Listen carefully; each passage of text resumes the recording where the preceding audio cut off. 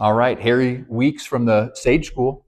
Appreciate you taking some time and sitting down with me and having this conversation. Yeah, absolutely. My Awesome, pleasure. Thanks for asking. for sure. Well, let's just get into it. So your family has pretty extensive roots in the valley as far as educators are concerned, and I'm curious.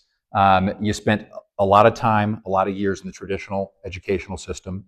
What was the specific moment or aha or kind of gap that you started to see uh, where you thought traditional ways of education might need to get looked at differently? And how was the Sage School kind of born there? Yeah, I would say that's probably when I started teaching. Is that going through education, it's you're just going through it, so that's your experience. And so I started teaching, and I was teaching at the community school, and I was the high school biology teacher. And so for me, my background is biology and natural history and studio art. And I was a pretty standard high school biology teacher. We do cells and organelles, we do, ecosystems, molecular biology, these kinds of things. And that was all to ninth graders. And through that, I was just like, well, wait a minute. Like, I don't know that this is the best way to make you curious. Or I kept finding out, like, how do I make in molecular biology? You should be really curious about this. And started to realize over the first couple of years that, like, most people, that was the last time they were going to take biology. Yeah, And most people, I checked the box because I had to do it. yeah, and most people, the last time they took biology, if they did, was in high school. Mm-hmm. And so I had that, whoa, that's for something I loved and was really excited about and think is endlessly full of wonder and awe. Like, you should keep taking more, because, like everything, the more you're exposed to it, the more you get into it, the more it opens up. Mm-hmm. And so then I was just like, I need to have kids take another biology class. And so how do we make this more engaging? And that was, like, oh, should be much more experiential. We should be outside in the creek. We should be up on the mountains. We should be exploring the world in any and all ways that we can. And so I had this realization that, like, biology kind of taught in a traditional way wasn't reigniting the curiosity we all have. And then coupling that with, like, getting outside and doing it in more hands-on ways, and that was even inside too, with certain kinds of cell biology, was like, oh, this is how you should be doing this. Yeah. And so then it was like bringing those into the classroom more and more, and then realizing, like, actually, that's not just in science. Like, we should be much more integrated with these topics into our community, into the place that we live. And so there wasn't any, like, epiphanal moment of, like, whoa, Yeah. this should be different, but just this aggregation of, Yeah. Kind like, of evolved to get to this point. yeah, watching this work, Yeah. having a terrarium and trying to create, like, an ecosystem for lizards, Yeah. and watching kids get into the engineering side of it, the ecosystem side of it, the animal care for it. And then it's like, oh, what if we did this, like, in history and in writing in Spanish, and, like, Yeah. what do those start to look like? But that was a 17-year journey. Yeah. Rather than, like, oh, hey, We woke up on a Tuesday and decided to do it. exactly, Yeah. exactly. So the Sage School's been around for how long now? We're in year 17. Okay. So since 2009. Okay. And we're sitting here at the new campus. The background is real. Yeah, yeah, yeah, exactly. That is a real background. Let's touch on, so because I'm a parent, I've got almost two teenagers. My son's 15 days away from 13, so I have a 14, a 13-year-old in the house. Yeah. Curious though, what did you, so human ecology, sense of place, getting kids out into the field, you kind of touched on this, right? Like really being immersed in the community and things like that, but just getting outside of the classroom. How do you see the Sage School preparing kids for their future in the real world that's different than the traditional kind of model?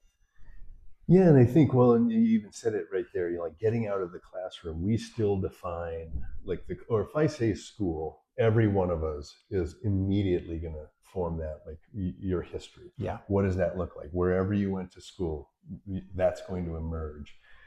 And if I had to unpack or get you out of that framework, is really difficult.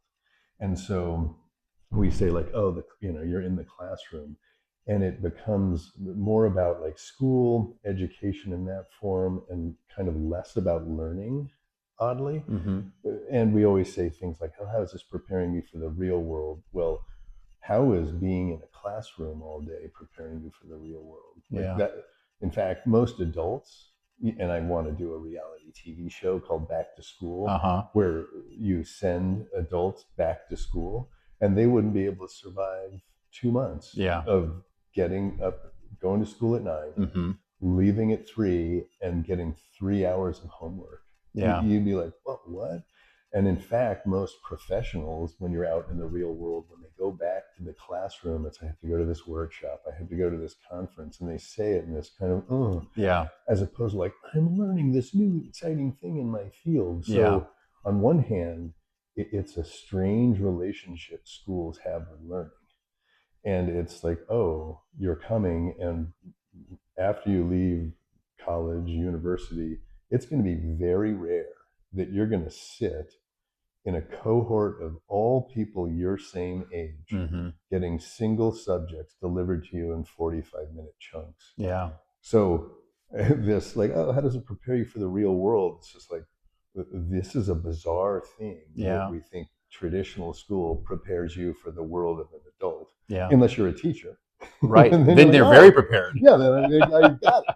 So exactly how it goes. There's that part, but then there's also the kind of dislocation of you come to school and you could never do it because we don't have time portals yet. But if, like, just imagine if you just walked in, but you showed up in Minnesota, Tampa, Maine, San Diego. And my question would be like, oh, when do we have math? What period of the day is it? What period is writing? And I might not learn anything about what it's like to live in Texas. And so this idea of place of your community, or even what the concerns are of your community, so you choose any one of your topics. Let's choose the environment. If we live in South Florida, we're talking about hurricanes, we're talking about like a different kind of temperature. And for us here, we're like, okay, but then you say wildfires, and wait a minute. That hits more to home, right? Yeah, and so we forget, first of all, how big our country is, but also that like the place that you are really informs the things that you're exposed to. So for us, that getting out in the community outside of the classroom, of course we're in the classroom during the day, but we really want to make those barriers more permeable, because that's learning. If I'm sitting here and today we're going to do factoring binomials in math, you are never ever going to see that again. No, and a part of me just sort of died on the inside as you said that. It's just like, you're not going to quiz me, are you? However, if we sit here and we're doing chemistry, let's say, and we're doing pH, and we're doing, phase changes, when you go home and you're cooking, that's chemistry. Right. And so if we can relay those things, they get amplified when you go home. So if we're doing things in our community, and it's a topic that wildfires, and you go home and you say, hey, wildfires, your parents are going to have an opinion. You're going to see it in the newspaper. And that's just going to reinforce that learning. And that's a great way to teach chemistry. That's a great way to teach forest ecology, history. So it's actually finding the subjects and things, the human ecology side, that's humans relating to their social, natural, and built environment. So that's the history of the West for us. That's the history of this place. That's and the newspaper is, this is the community's curriculum. This is what we're dealing with. It might be, upcoming mayoral race. Right. So, and the more kids connect to that, the more excited they are and engaged and everything. Well, and this is probably a loaded question that I don't really want to get, because it's probably a whole topic on its own, but you're kind of operating outside of the normal kind of traditional school model, if you will. Accreditation and things like that. That was probably something a lot of parents initially, when they came to Sage, looked at and thought, well, if little Billy wants to go to college, what does that look like? Yeah. Yeah. And that, so we're accredited, fully Yep. accredited with the Northwest Association of Independent Schools. But the fastest growing elements of education in the United States are homeschool and microschooling. Yeah. Isn't that And interesting? many of those aren't accredited at all. Yeah. And also, and it's again a thing inside of education is when people say, oh, I want to go and fill in the blank, Mm-hmm. and I'm not from an accredited school. Well, there are plenty of international students that are coming from completely different systems. Mm-hmm. So schools are set up to do Yeah. that. There's the schools that are the least flexible that way tend to be large state schools because they're serving their population Mm-hmm. inside of their state primarily. And then they're looking for like a standard US accreditation, something like that, Mm-hmm. which we have. And Yeah. so those are just fun, you know, for us, ultimately, it's we want to open as many doors for kids as possible. Yeah. So how do we show up on other schools' radar? Yeah. And that's everything from we're accredited, oh, your transcript is readable, to since we're small enough, our college counselor is in contact with all of those schools. Yeah. So very personal to the point, like, let me help you if you have any questions. Yeah. You're not getting So lost in the shuffle yeah, and things yeah, like that. exactly. Yeah. Would you say, are you seeing a renaissance? It sounds like there's a renaissance kind of happening amongst educators and education in the country. Would you say that's? It's interesting. So yes and no. While the fastest growing section of education is homeschooling and microschooling, still that's in the single digit millions, Yeah. and traditional education is in the double digit millions. Right. So it's an order of magnitude different of difference. And so there's a lot of innovation, and then at the same time, kind of a creeping anxiety or worry that I'm not getting prepared. Like, Yeah. oh, if you came, and we do some work with the University of Idaho on their frog census, and it's literally one day. Our eighth and ninth graders go out and they help them go up and down streams, and one indicator of stream health is amphibians, so Okay. they catch frogs. Yeah. And if you're an eighth or ninth grade, You're pretty happy. Yeah. yeah, a handful of frogs, Yeah. things Good are day. going great. Exactly. And it's contributing to University of Idaho's research. Mm-hmm. It's on the Rock Creek Ranch, so a huge conservation parcel right adjacent to the valley. Mm-hmm. And people are like, ooh, they weren't in biology class today. It's like they were in biology. Yeah, or they were missing writing or Spanish Yeah. or math. And as opposed to like, no, we are experiential beings and you're outside, so you're learning everything about that ecosystem. You're having the social interactions with these scientists, ranch managers, Yeah. and really believing that that's going to help you in the future. And it does. A student who comes through the Sage School in 7 years will probably easily meet over 100 adults who are professionals in some kind of field that Mm-hmm. they have a close interaction with. So they learn to like, oh, how do you manage yourself around adult professionals? Yeah. They're going to engage with probably 1,000 different volunteers. They work out in the community, so they know that Mount Humane's here, the Hunger Coalition, uh, Higher Ground. Yeah. And so then they go and they realize throughout this, like the importance of community.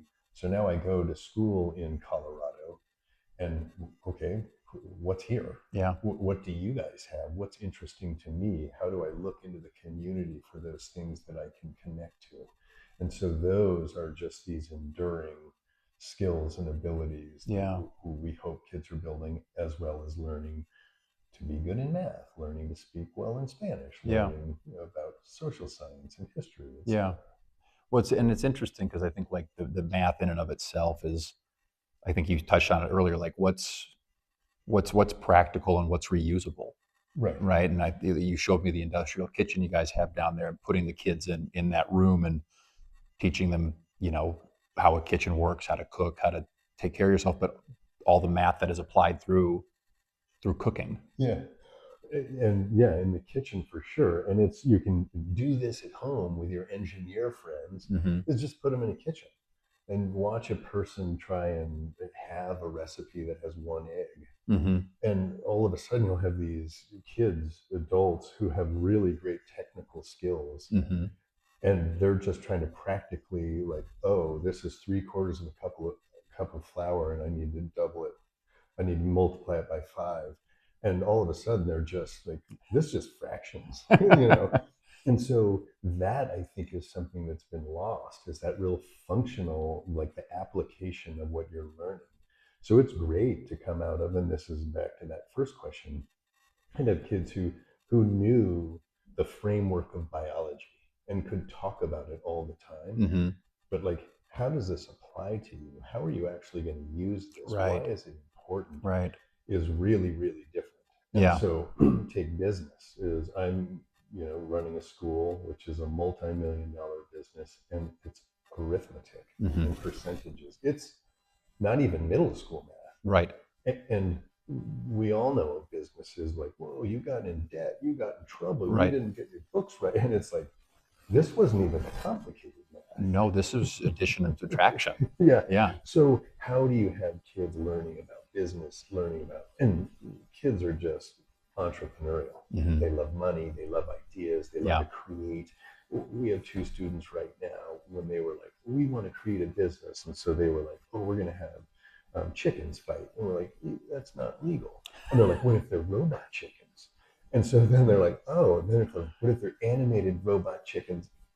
And then all of a sudden, you're like, this actually might work. Yeah. And so they're going down that line, but they're in math, and it's an extension problem. So they're looking at like, where would you publish this on YouTube? How many views are you going to get? Like Yeah. this, and actually, that is how it functions, and Yeah. it's the practical application of math. Yeah. And so we try and connect those as much as we can. Where does this exist in the world? How do you see it? And how do you get good at both recognizing it, recognizing what you don't know, and then like, oh no, no, I understand this enough Yeah. to get involved. Yeah. And make it applicable to you. Yeah, Yeah. yeah, Yeah. exactly. Well, it's good that there's no cockfighting happening Yeah, yes, on yes, the Sage campus. Yeah. yes. That's sanctioned at least. Agreed. Yes. Exactly. Agreed. All right. Let's talk about Quigley. So you've been involved with Quigley for some time now.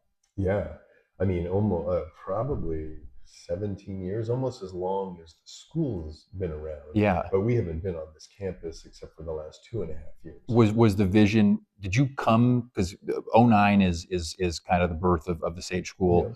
about the same time that you've been involved? Was the vision always that the Sage School would be out here, or did that sort of evolve over time? Yes, and so the way it evolved was looking at like, okay, we're going to start a school. Like, where's it going to be? Yeah. And so then looking at where is land, and at that time, there was Democrat, there were parcels on Buttercup, there was Quigley, there was down south of Bellevue. And so I approached Dave Hennessy and, famously said to him, like, hey, would you give me Quigley? And he was like, no. Thanks for the question. Yeah. And so that began a conversation and a discussion. And pretty quickly he said, you don't want that. What you're talking about is a really integrated neighborhood. Yeah. And I was, looking at it like, oh, the school will be next to these neighborhoods. Right. And he was just like, no, this is in the neighborhood. And so that began this conversation that became like, oh, how do you bring in like a working farm, conservation, how Right. do you have recreation, education, these things that we were both really interested in, and how do you actually intentionally build a neighborhood from that? Yeah. And so that began, what's continued to be a great relationship, friendship, and just an ongoing discussion of how do you do this? Yeah. How do you make these things work together? And to me, that school is an integrated part of this. That, like, what does that neighborhood look like functioning? Well, the intentionality of it is, yes, there are some founding values, and then the people are literally and figuratively buying in and building to that. So this is what I want too. Yeah. I want a school here. Yeah. I want recreation outside.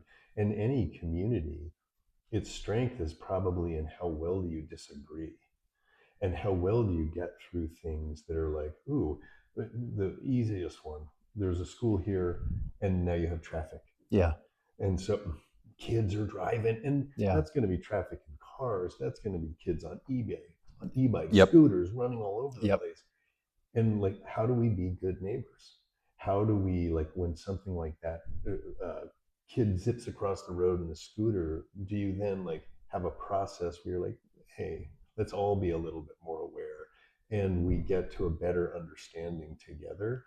And so that piece of like, oh, the intentionality of a neighborhood, and then these ideas, like we have a big recreation community, Quigley right now, in terms of the ski trails that are here when we have snow. Yeah, right. The bike trails, hiking is one of the most used trail systems in Hailey. Yeah. So, okay, we want to be a part of that and see the school indirectly, but then how do we invite the community in? Yeah. So, like, we go out and do community action with our students. What's a way people can be here?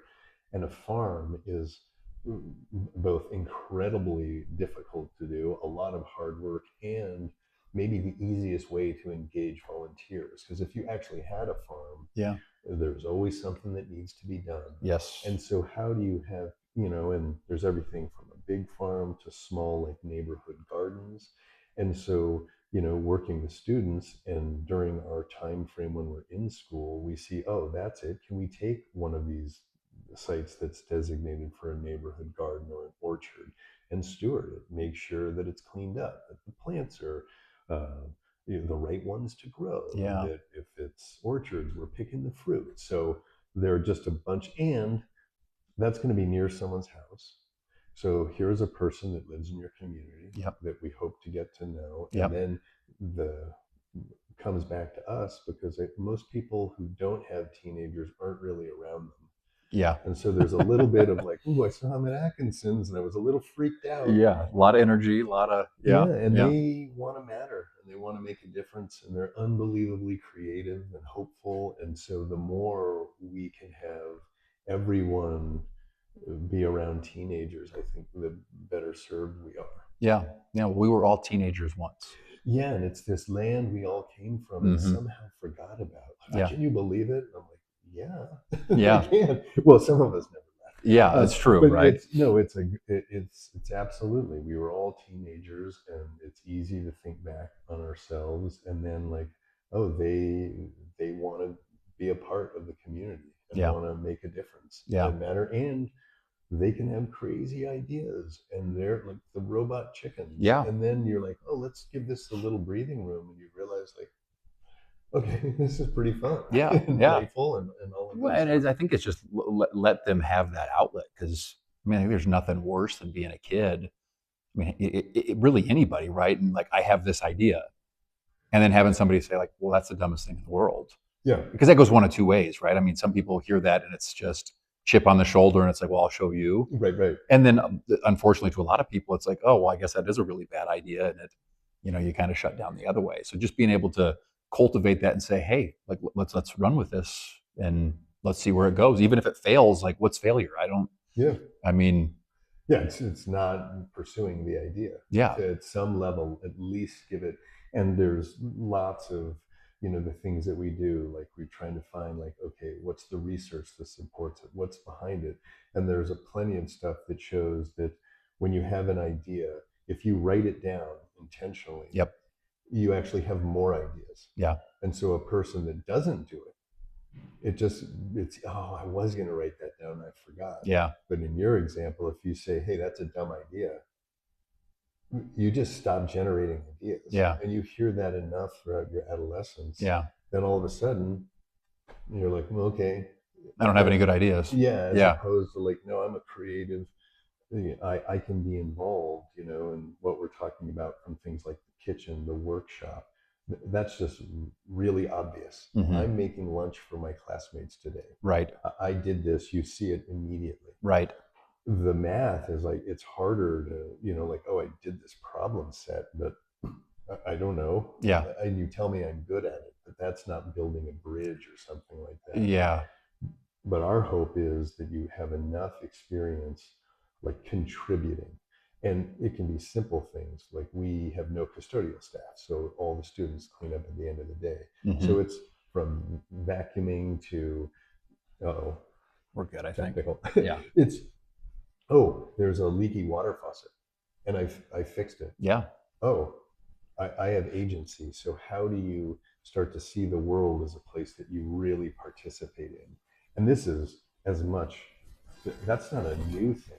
That's just keeping your childhood alive. Yeah. Because a really little kid wants to participate in everything. Yeah. They're climbing into stuff, and then they're toddlers, and then they're learning language. And then in adolescence, how do we keep that? Like, how do you keep putting sticks on that fire? Yeah. So that's the idea. Well, then they say the brain when you're young is elastic, right? And as you get older, it tends to. Yeah. I picked up the guitar a couple of years ago, and it's a slow go. And like, had I done it when I was 10, I told my son, I'm like, play with me. Yeah. Like yeah. I'm 41 now, and I really enjoy playing it. But I can only imagine had I started when I was 10, Right. What I would really really enjoy it right now, because I'd be hopefully really really good. Well, and that's, you see what they do is they'll just practice. Yeah. It's, well, and there's obviously some how fast your fingers move, but there's like a 10-year-old that gets into something, Mm-hmm. will just can obsess on it. Yeah. I just practiced all the time. Yeah. And in adults, like, I'm taking guitar lessons. We do it once a week for an hour. Yeah. And That takes time. Yeah. And then you're less patient with yourself. Yeah. As opposed to, like, it's real slow. Yeah. It's, oh, I want to be better. And the kid's like, well, just play all weekend. Like, I will sit around for hours and just, you'll just do it. Right. And I think that's it's like when a kid learns to walk, we could fall up. There's no failure in that process. Like frustration shows up, they cry, whatever, but there's no quit. Like we've never seen a kid not. Yeah.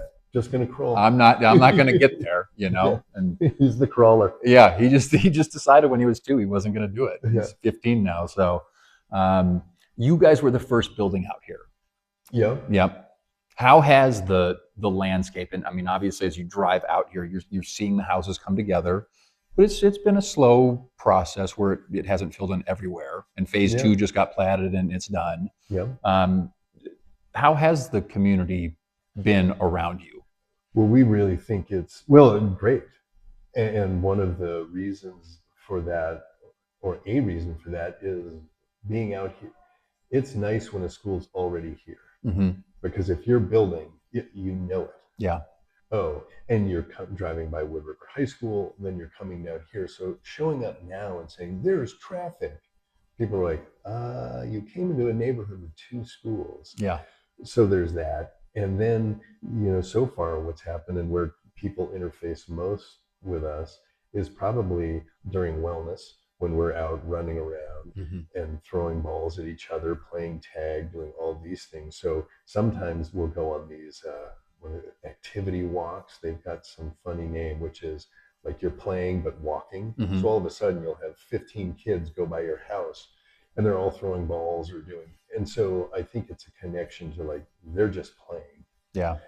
And hearing people and kids laughing is just such a wonderful thing. Yeah. And so the people, who we talk to, who come into the school for one reason or another, who use the trails, we're like, I come out on my lunch break and I'm always wondering what you guys are doing. Yeah. And they've been great. That's good. Yeah. And then our immediate neighbors have done everything from, like a dog will come over, and I tell you, a stray dog showing up on campus is just the coolest everything stops. Yeah. Yeah. And so that's been positive. And then we have, we get out of school at 3:10. This is when you're going to see parents coming in, students leaving. Mm-hmm. And so once you get habituated to that, you start to, like, oh, these are the pinch points. Yeah. And that's always a conversation. Yeah. Of, like, okay, and with our students too, we're in a neighborhood. When you leave here, you guys, it's 15 miles an hour. Pay attention to that. Yeah. And that's always a process, because you do that every year, but it's Groundhog's Day in the sense that, I've been teaching 14-year-olds for 34 years. Yeah. And they're still 14. They're still 14, aren't they? Yeah, exactly. The more things change, the more they stay the same. Yeah. And so it comes back like, okay. Yeah.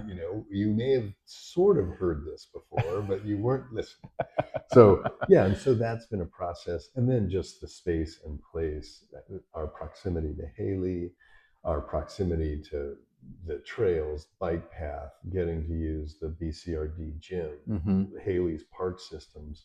has been fantastic. And Yeah. just the physical location of Quigley It's and beautiful. all of its space Yeah. is you're just you're in school in a beautiful place, Yeah. and it's fantastic. The old campus off Airport Way, like what's been the biggest difference? As like, because that wasn't yours, and it Yeah, obviously looked different than this campus does with yeah. the multiple buildings and the space that you guys have.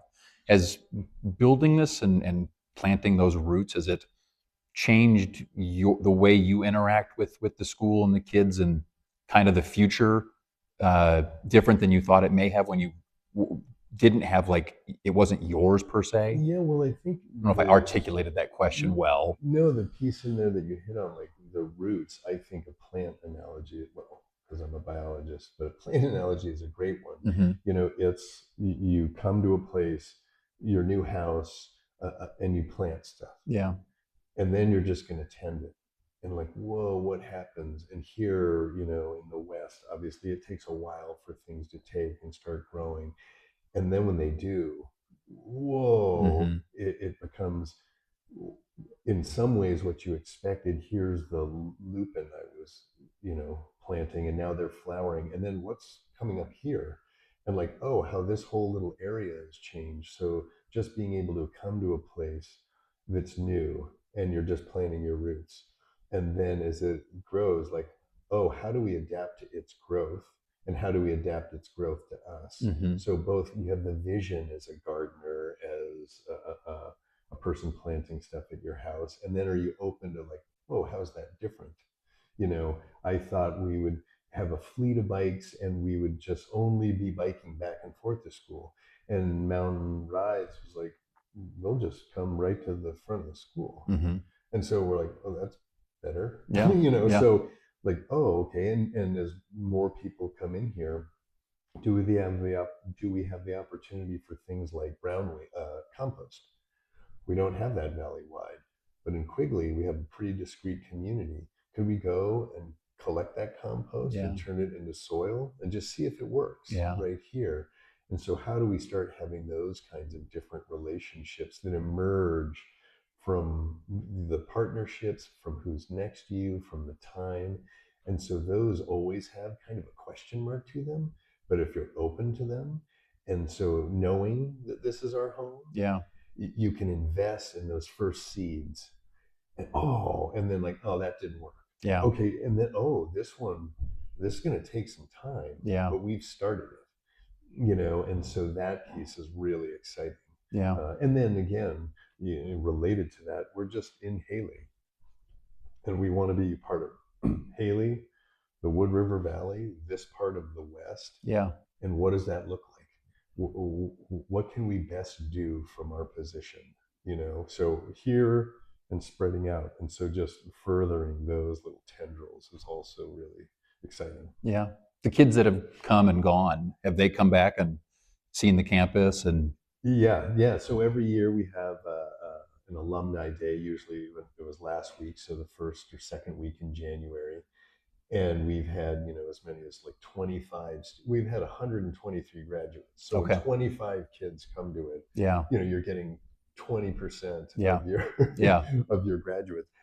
And one of the things that I've been most encouraged by is, you know, they come in and whoa, this is very different than if they were at Airport Way. Hmm. And then they walk around and they're like, ah, but it's familiar They see those and it's the seedlings. same. Yeah. Yeah. And so they see these other things that we were talking about. Yeah. And that's really powerful to me because we want to mature around the ideas, human ecology, place-based, community action, these types of things. And so them, they still recognize Hmm. the school as like, oh, you're still doing all of Yeah. these Well, they're kind of things. like founders with you, kind of, right? Like you guys were Absolutely. the building blocks that Yeah. made this kind of happen and become a reality. Yeah, absolutely. So that's really powerful. Where do we see the next few years, like 3 to 5 years out for Sage School, for Quigley, for Hailey, for I guess the Wood River Valley in general? Like, what do you see changing here through what you guys are doing and just the broader landscape in the Wood River Valley? Well, we have such a rich educational ecosystem here that people, I think, We don't. really do, don't we? Oh, Like it's from an educator standpoint, I think I'm just a dad. It's like I'm always impressed with what options we have. Yeah, there are 7 options for a sixth, seventh, and eighth grade student. Pretty incredible for the size. It's unheard of. Yeah.